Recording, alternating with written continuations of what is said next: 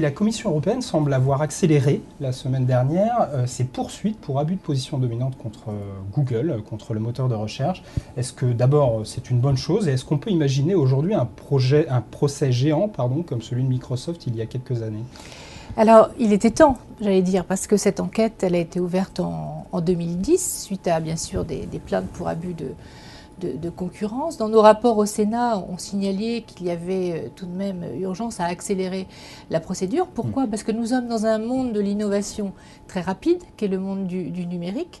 Et toutes ces entreprises qui sont les victimes de cet abus de position dominante ont à peine le temps d'émerger qu'elles peuvent mourir. Google, en d'autres mots, a pratiquement un droit de vie et de mort sur certaines entreprises dans la manière dont il fonctionne avec son moteur de recherche. Alors, est-ce que vous pouvez justement nous expliquer concrètement ce que l'on reproche à Google ?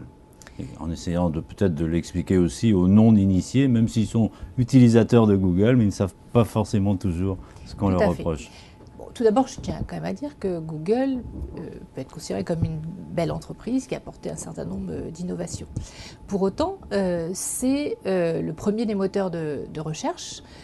C'est 90% de la recherche dans l'Union européenne.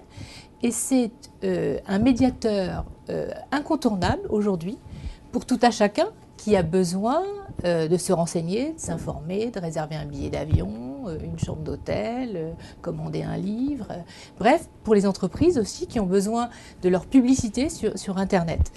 Et cette intermédiation obligatoire fait que ça crée une dépendance par rapport à ce moteur de recherche. Et que se passe-t-il?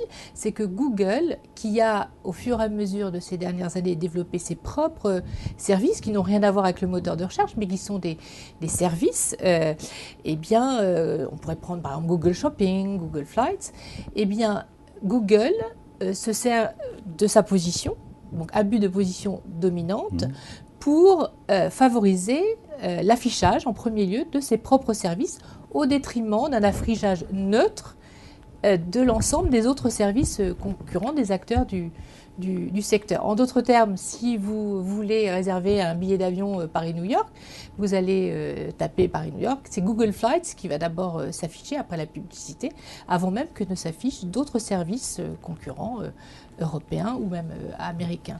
Donc cet abus de position dominante et de cette violation finalement des lois de la concurrence a été donc identifiée à Bruxelles depuis maintenant plus de 5 ans. Elle a été identifiée aussi aux États-Unis, il faut bien le dire.